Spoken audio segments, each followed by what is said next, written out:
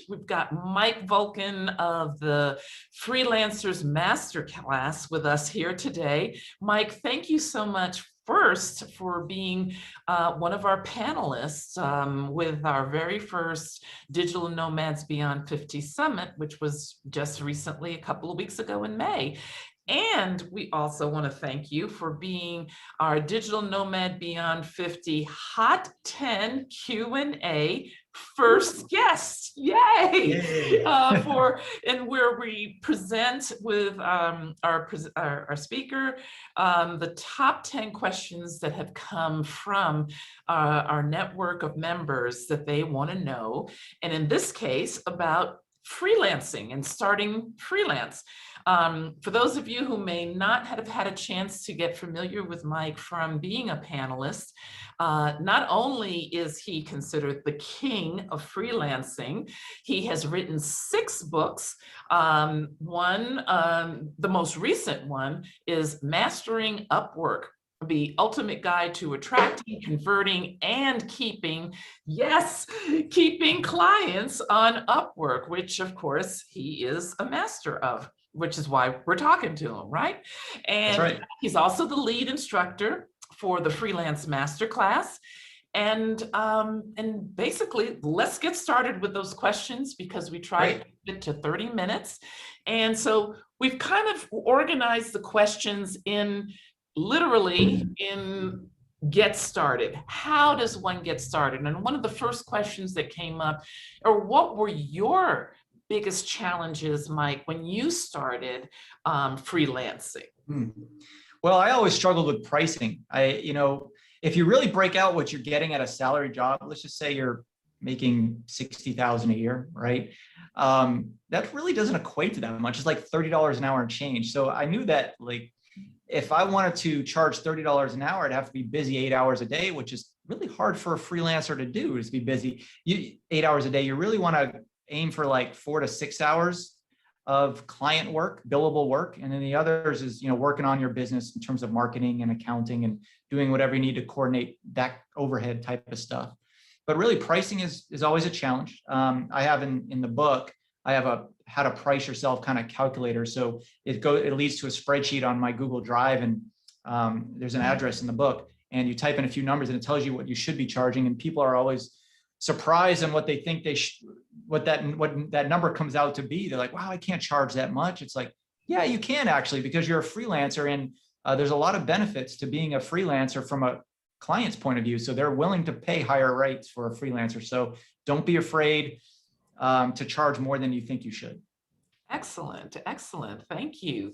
And that kind of leads to the next question that, because we're talking about how much to charge, but the next question is, what should I be charging for? Yeah. And that was, how do I determine what's the best? And in this case, the person said, i.e., most profitable thing for me to offer in terms of my skills and services on Upwork.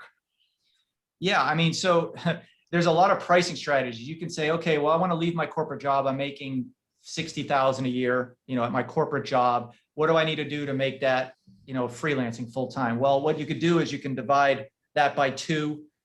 So you say, multiply that by 2. So 60,000 means $120,000 in freelance income if you're working 4 hours a day, billable 4 hours a day. So you just divide 120,000 by 4 hours every single workday. I think there's 2,080 work hours in a year or something. You could do the math. So that's the way you can calculate it. You can always just calculate your pricing based on what the competition is. Pricing, if you're charging $500 an hour and all your competition is charging 50 or vice versa, it's kind of out of line. You want to be in line with what the others are charging, but also don't try to price chase to the lowest price possible. You'll never win that game, right? There's always somebody in India or Bangladesh or Pakistan who will price their services less. It doesn't mean that you're going to be providing less value. So, I mean, in terms of pricing, do what you think comes naturally to you. I know that's a really arbitrary number. Start with a number. Let's say $50 an hour is right in line with your competition. Then if you get full, right, you get full of work, you're completely billable, then you raise that up. You're taking on more clients, but at a higher rate. So, and then you just keep raising it. You know, I started at $85 an hour and now I'm at $397. So you just, as you continue to get booked, you're in demand, you're going to keep raising it and raising it until you're not in demand anymore. And that's your balance point, right? So when you hit that sweet spot where maybe things start to drop off Yes. with your increase, that's when you know, okay, I've hit my max at this time. Yes. My exposure and my skill level, and then you keep it at that rate for a little bit longer, and then you try testing it by going up a little bit higher, I guess, and see how things turn out from there. Okay. Yep. And then if you max yourself out, you decide, what can I do to get more value or represent myself better, and you keep going up and up. You know, I've charged as much as $650 an hour for on many occasions. But that is because, hey, listen, Mr. Client, I'm going to work with you for 1 hour. They only needed me for 1 hour, but I got to do 3 hours of research to work with you for that 1 hour. So, you know, you just keep experimenting. Your pitch is huge on how you represent yourself.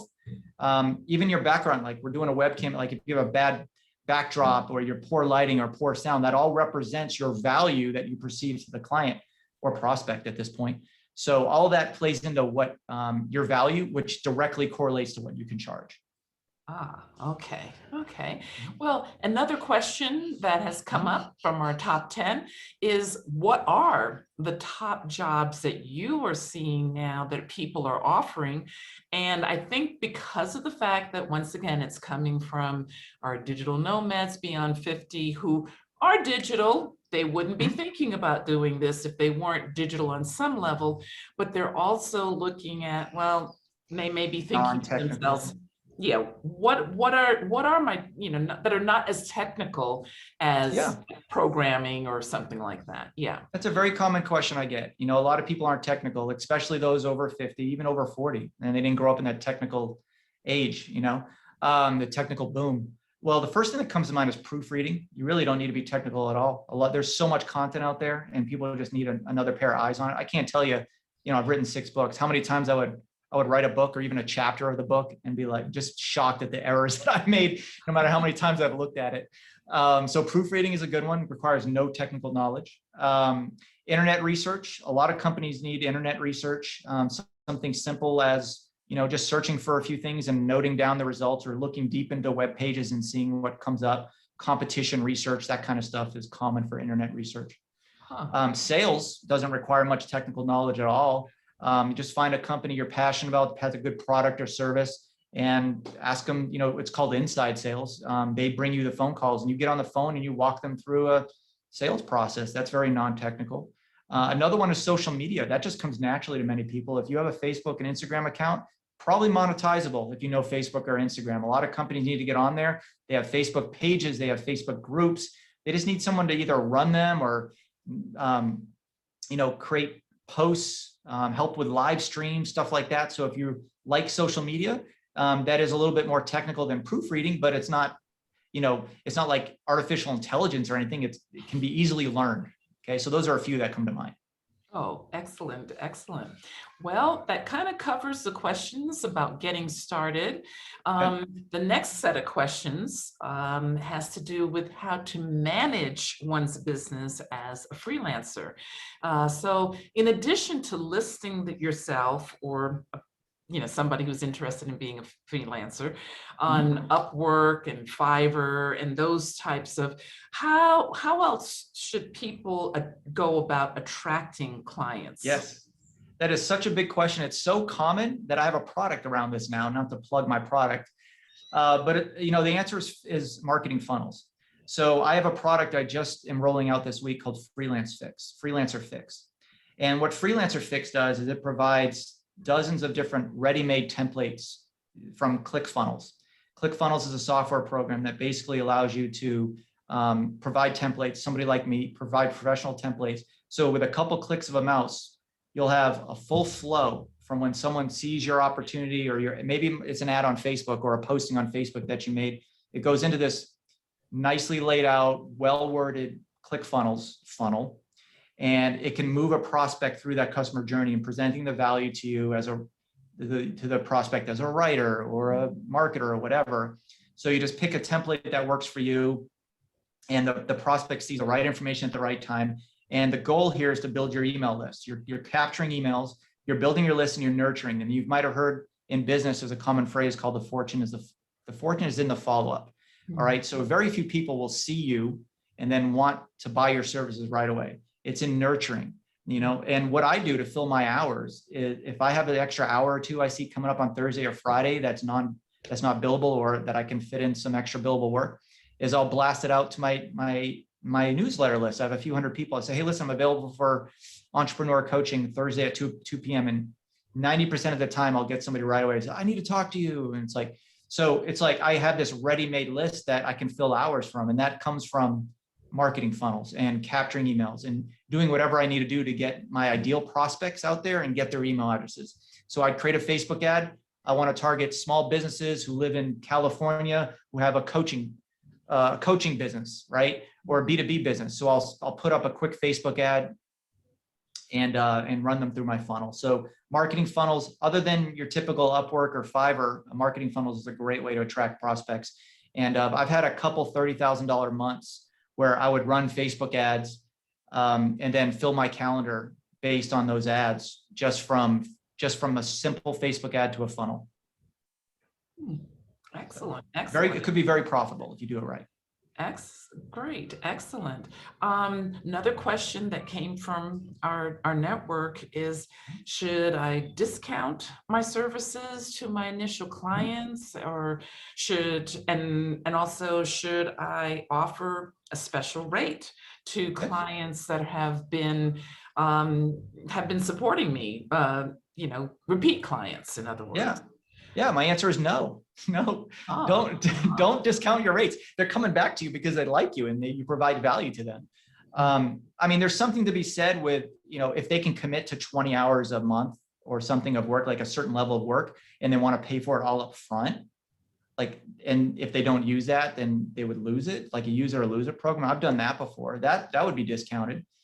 But no, don't discount your rates. You got to stick to your guns. You want to charge, you have a goal. You should have a goal on what you want to make income wise. And if you start discounting rates, then you're not going to make your goals. So keep it simple. Just tell them that's your rate.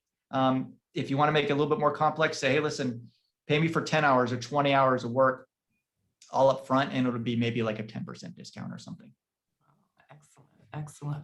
And I think this next question comes from somebody who is moving into freelancing from a consulting background.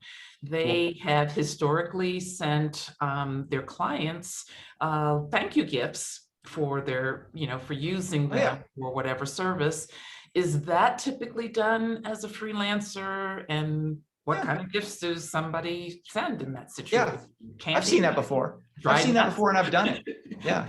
I've done, it's typical. I used to do this thing where I had this coffee mug that was branded with my name and my company logo. It's just something that they could set in their desk. I've done coasters like this one. It's engraved. It has Freelancer Masterclass on it, right? And I give it out to people, my students who sign up for the course, or I used to.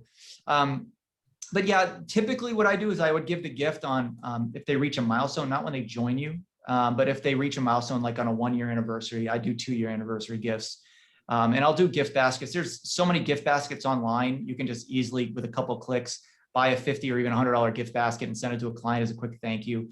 I've done it for clients' birthdays and stuff that have given me a good amount of work over the years. So it's not necessarily like first signing up with them, because you want to see if you're compatible with them and if it's going to be long-term, right? So, pick a milestone and, a good gift basket company, and that's all it would really take. Great. Excellent. Excellent. Next question. Should I list with more than one freelance platform, such as people who have both an Uber account or a Lyft account, and you use whatever's giving you the best rate at that particular time? Should somebody who, as a freelancer, also list themselves on multiple platforms?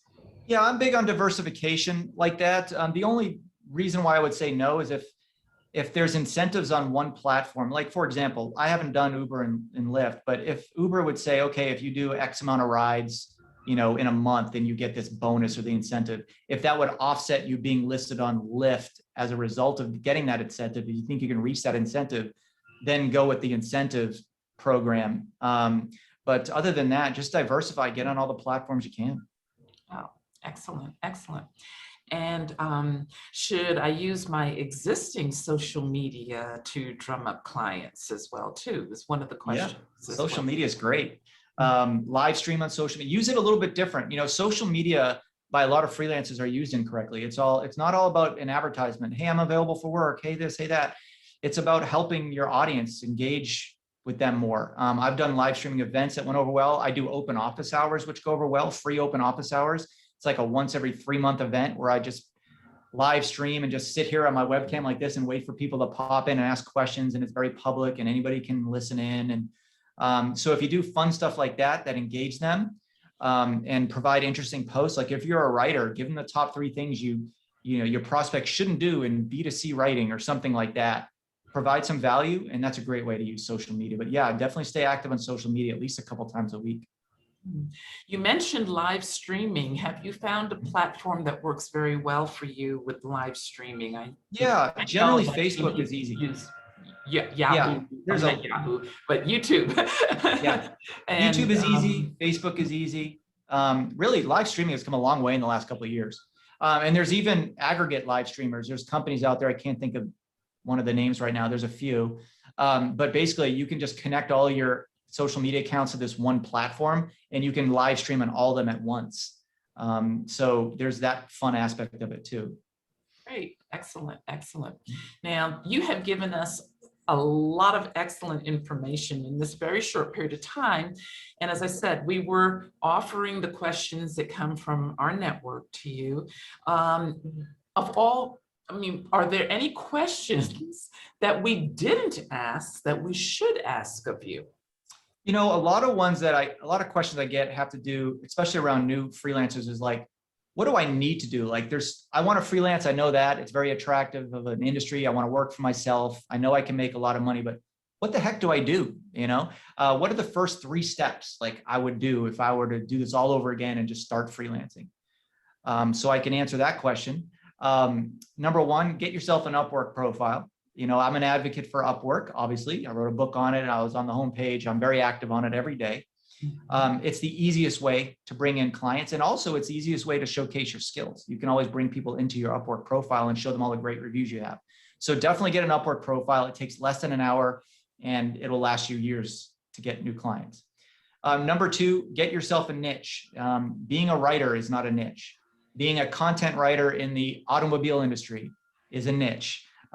Being a direct response copywriter for marketing funnels is a niche like that. Get yourself a niche and be laser focused, because if you're not targeting a niche, you're targeting nobody really. You're just lumping yourself in with the 90% of freelancers who don't have a niche. And with that niche, you need a value proposition, right? So if somebody asks you, what do you do? Or in so many words, like, why should I hire you over somebody else? You need to have an answer for that. And that's your value proposition. That goes beyond the scope of what we're talking about now, but Google how to create a value proposition for freelancers. You'll find a lot of good exercises on that. And I do have a class in that in Freelancer Masterclass to walk through that exercise. But if you're able to have that value proposition that instantly resonates with your prospects and gives you more value, allows you to charge more, and makes the selling process a lot easier so you're not stumbling over your own words. So get yourself a niche and a value proposition is step number 2 behind get yourself an Upwork profile. And step number 3 is get a marketing engine to always be attracting clients, whether it's prospecting on Upwork or doing LinkedIn posts to your target audience or creating marketing funnels, which I talked about earlier. You always need something going, because if you're not selling or you're not prospecting, you're going to be having massive dry spells here and there, and you want to reduce that. I'm always, even if I'm completely full of work, I'm always prospecting, because I always like to build my email list and have people with interest, almost on like a waiting list, have it like an exclusivity of, an exclusive offer, ready. Like if, hey, I want to offer, live streaming events and have 50 people there and sell 10 hours of office hours to this live streaming, I could do that really easy, but I can't if I'm not always prospecting. So always be prospecting and having some kind of marketing engine coming in. Excellent, excellent. Well, to wrap things up, I do want to ask, what do you yourself have coming up that that we can benefit from in in supporting you in where you're going with the Freelancer Masterclass, or book, or whatever Yeah. you have on the horizon. I've got 3 things going on right now, actually. We just reduced our Freelancer Masterclass. The big core product that I offer, Freelancer Masterclass, was $5,000. We're now making it $997 for the rest of the month of July. We're going to see how that does. But that should do very well since people pay $5,000 a month or $5,000 for that course. It's a one-time fee. So it's being reduced drastically. We're going to see how that does. So that's a big marketing push for me. I've also just released the Upwork Mastery video course, and that's for $47. You get the 2-hour Upwork Mastery course, which I gave you access to. Yes. So you should be able to check it out. And you also get the free paperback version too. And they're different. You learn different things. The book shows different things than the video, so they complement each other. Excellent. So for $47, you get the book. Yeah, I could. Yeah, you get it's also an ebook format too. So if you have a Kindle, you can get it on Amazon. So you get the $20 book and the video course of $47. We're going to see how that does too. It's a steal, be honest with you. Not to kind of sound like a salesman, but it is. And the third thing is what I mentioned already, the freelance fix, ready-made funnels for freelancers. You know, just even if you're non-technical, you just click a few things and you got yourself a funnel you can do amazing things with to grow your email list. So those are 3 big initiatives I have going. Excellent, excellent. Well, once again, Mike, you have been very generous with the Digital Nomads Beyond 50. Thank you so much for your time as well as the knowledge that you have shared with us. Thank you. We look forward to hearing more about what's going on with freelancing, and hopefully you'll be hearing from our network as they have put in place what you have so generously offered us today. Well, thanks. I love what you're doing. I love your mission. Keep on going, and I love to be a guest on future appearances there. Excellent, excellent. Thank you so much, Mike. Thank you. Talk to you later.